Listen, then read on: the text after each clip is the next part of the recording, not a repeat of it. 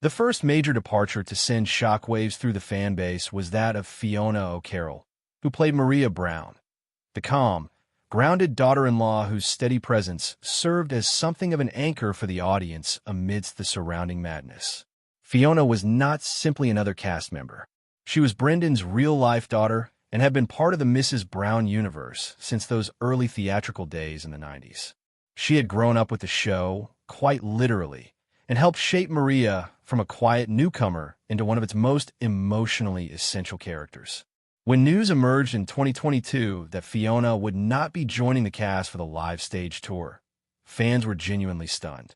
Speculation immediately ran wild. Was there family tension? Had something gone wrong behind the scenes? Fiona addressed the questions directly and honestly. There was no fallout, no argument, no dramatic rupture. She simply found herself, in her 40s and as a mother, standing at a personal crossroads and choosing a different path. "I felt like I was living someone else's story," she said in one candid interview. "I needed to write my own." Brendan responded with characteristic grace and unmistakable fatherly pride.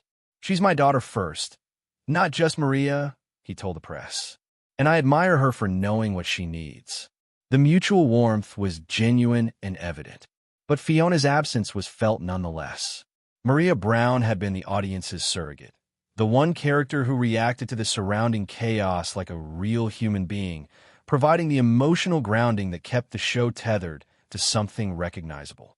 Without her, the world of Mrs. Brown's Boys became slightly more untethered, and viewers noticed. Fiona has since stepped away from the spotlight, prioritizing her family and personal life with a quiet sense of contentment. She has never suggested regret. If any departure genuinely broke the hearts of the fan base, it was Rory Cowan's. As the flamboyant, sharp-tongued, instantly lovable Rory Brown, Cowan had been the show's most effervescent presence since before the television cameras ever rolled. His history with the show stretched back even further than his role as Agnes's son. He had originally worked as Brendan O'Carroll's publicist during the early stage productions, helping promote the shows across Ireland and the UK. When the role of Rory needed to be cast, Brendan offered it to him as a temporary measure while they searched for someone else. Rory was a natural. With his bleached hair, infectious laugh, and absolutely unique comic energy, he made the character so thoroughly his own that no one seriously looked elsewhere again. His departure in 2017, therefore, felt seismic. And yet the reason behind it was neither dramatic nor bitter. It was deeply, profoundly human. For the years he had spent touring and filming with Mrs. Brown's Boys, Rory had simultaneously been caring for his aging mother. The relentless demands of the schedule, the long hours, the travel, the perpetual energy required to perform, had worn him down in ways that were invisible to the audience. After his mother passed away, the grief settled heavily on him, and the joy that had once powered his performances simply was not there anymore. "I was sad on the show," he admitted honestly. "I didn't enjoy it. I needed to go." It was, for someone known for his outsized personality, a very quiet act of self-preservation. Fans were supportive, but the blow to the show was undeniable. The character was recast with Damien McKiernan, a former Mr. Ireland, stepping into the role. Damien gave the character everything he had, but the chemistry, timing, and particular spark that Cowan had brought could not be replicated. For long-standing viewers, the difference was immediately apparent and never quite faded. Rory Cowan went on to join the Irish soap Fair City and published a well-received memoir, Mrs. Cowan's Boy, which offered a moving portrait of a man who had lived many lives simultaneously. His Rory Brown remains, for many, the definitive version of the character. Of all the exits from Mrs. Brown's Boys, none generated more controversy or caused more lasting damage to the show's carefully cultivated image than that of Gary Hollywood. As Dino Doyle, the flamboyant, fashion-obsessed hairdresser and beloved companion to Rory Brown, Gary had been a fixture of the show since its earliest television days. His comedic partnership with Rory Cowan had been one of the show's great pleasures, and his sharp wit and larger-than-life personality made him a consistent scene stealer. Fans adored him. His exit in 2020 was nothing like the others. There was no warm farewell, no explanation offered on screen, no dignified send-off. Dino simply vanished from the Christmas and New Year's specials without comment, and fans were left to piece together what had happened. What emerged was deeply unsettling.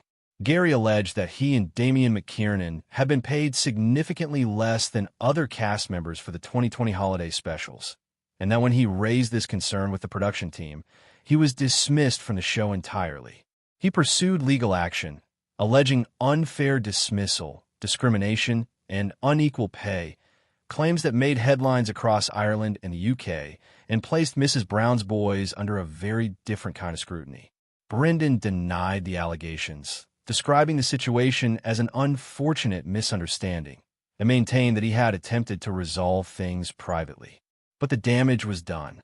The show's cherished image as one big happy family, an image that had been central to its identity and appeal, had cracked publicly and visibly. Dino was gone, and the character was never replaced. For long-term viewers, his absence left a gap that has quietly persisted ever since. Few television comedies have divided opinion quite as sharply as Mrs. Brown's Boys. Critics dismissed it, audiences adored it, and somewhere in between those two poles, it quietly became one of the most watched sitcoms in the history of British and Irish television. With its crude jokes, chaotic energy, and unapologetically old-fashioned sensibility, the show carved out a fiercely loyal following that turned it into a genuine cultural institution. But behind the laughter, the live audience applause, and the Christmas special tradition, another story was quietly unfolding, one of departures, disputes, personal struggles, and broken bonds. Over the years, several key cast members walked away from the show, each for reasons that reveal something deeper about the pressures of working on a program built so intimately around one family. Here is the full story of why they left, and what their absence meant for the show they helped build.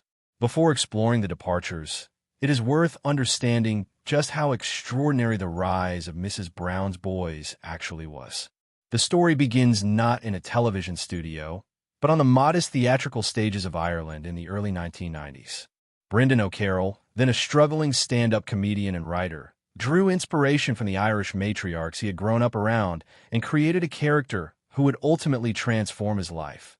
Agnes Brown, a foul-mouthed, no-nonsense Dublin mother with a heart of gold buried beneath layers of chaos and fierce love for her family. Agnes was never originally intended to be played by Brendan himself. That changed one evening when the actress cast in the role failed to appear for a live performance. With nothing to lose, Brendan threw on a dress, pulled on a wig, and stepped into the role. The audience responded immediately. There was something raw and irresistible about this Irish mammy who broke the fourth wall, hurled insults with genuine warmth, and somehow held everything together through sheer force of personality. A character was born, not from careful planning, but from a moment of inspired desperation. The stage productions toured Ireland, then crossed into the UK, building a devoted working-class following that recognized something of their own families in the Brown household, albeit louder, messier, and considerably more profane. Almost 20 years after those first stage performances, Mrs. Brown's Boys finally made its television debut on BBC One in 2011. Critics were largely unkind, dismissing its humor as outdated and its production values as cheap. The audiences disagreed entirely, tuning in by the millions and turning it into a ratings phenomenon. Christmas specials broke records. Live tours sold out arenas across the UK and Australia. A feature film followed in 2014. Brendan O'Carroll had built a comedy empire. Central to its appeal was the cast. Rather than hiring conventional actors, Brendan assembled a company largely made up of his real family and closest friends. His wife Jennifer Gibney played his on-screen daughter Kathy. His son Danny played Dermot. His daughter Fiona played Maria. His sister Eilish appeared as the beloved neighbor Winnie McGugan. The resulting chemistry was genuine and unmistakable, a warmth that even the most determined critics struggled to deny. But that same closeness carried its own pressures. As the years passed, relationships evolved, personal circumstances changed, and one by one, some of the show's most beloved faces began to disappear. Jennifer Gibney's situation was different from the others in almost every way. As Brendan O'Carroll's real-life wife, as well as his on-screen daughter, her relationship with the show existed on a uniquely layered plane. Kathy Brown had always been written as the voice of reason, the intelligent, career-minded psychologist whose dry delivery and weary eye rolls provided a steady counterpoint to the surrounding chaos. She was the straight character in a world of cartoonish exaggeration, and her presence had been essential to the show's early emotional balance. Over time, however, Kathy began to appear less frequently. Her scenes grew shorter. Her role shifted from central character to background presence. Fans noticed, and gossip swirled about creative rifts or marital tension playing out on screen. The truth, as Jennifer herself made clear, was considerably less sensational. Both she and Brendan had agreed, entirely amicably, that the character had naturally run its course. Kathy's particular dynamic, the exasperated modern woman surrounded by dysfunction, had been thoroughly explored, and rather than force new storylines that felt contrived, the decision was made to gradually reduce her screen time and redirect focus toward other characters. It was a creative choice, not a personal one. Jennifer has remained entirely central to the production in other capacities and has never expressed regret about stepping back. Few cast experiences have been as bittersweet as Damian McKiernan's. Brought in to replace Rory Cowan in 2017, he faced an almost impossible task from the outset, stepping into a role so thoroughly defined by another actor that even the most gifted performer would have struggled to win audiences over.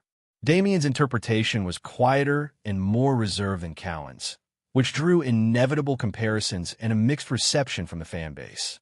He persisted professionally, contributing to Christmas specials and live performances for several years, gradually finding some acceptance among viewers willing to give him a chance.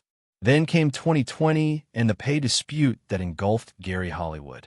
Damian, reportedly also underpaid for the holiday specials, found himself caught up in the same controversy. Like Gary, he quietly disappeared from the cast without formal explanation or farewell. His exit carried none of the headlines that Gary's attracted, but it was no less abrupt. He had given years to a show that never fully embraced him, worked in the shadow of an irreplaceable predecessor, and ultimately left without ceremony or acknowledgement.